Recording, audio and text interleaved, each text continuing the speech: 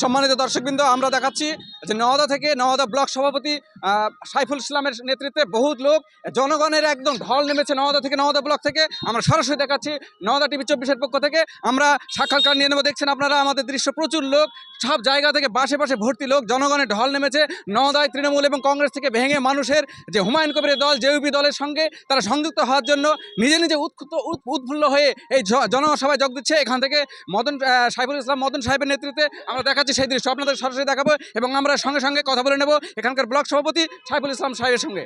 আপনার যে জনগণের ঢল নেমেছে এই বিষয়ে আপনার মতামত কি?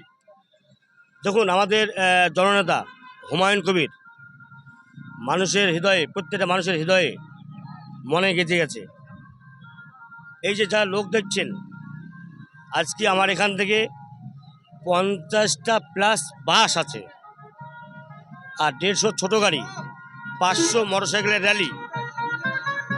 এত লোক মানে এখানে আমাদের নওদা। তাছাড়াও মানুষ নিজের গতিতে, নিজের খরচায়, হুমায়ুন কবিরের কোনো পয়সা তার জন্য দিতে হচ্ছে না, নিজে গাড়ি ভাড়া করে এই যে মানুষের যে ঢল দেখছেন, হুমায়ুন কবিরের ভালোবাসা।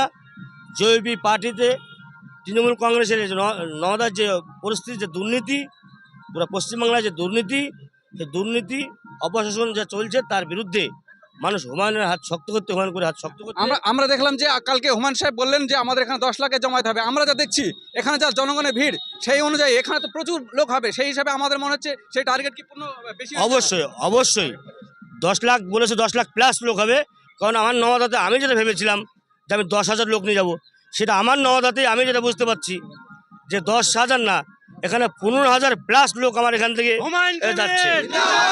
দেখছেন উৎফুল্ল জনগণের কেমন সাড়া পড়েছে, সব মানুষ ঢলে ঢলে আমাদের এই জেইউপি দলের এতে যোগ দিচ্ছে। আমরা সেই দৃশ্য দেখালাম, আমরা সরাসরি দেখাবো, আপনার সঙ্গে থাকবেন, আমরা লাইভে দেখাবো, আমাদের মিছিল দেখাবো, আমরা সেখানে সভা থেকে দেখাবো। ধন্যবাদ।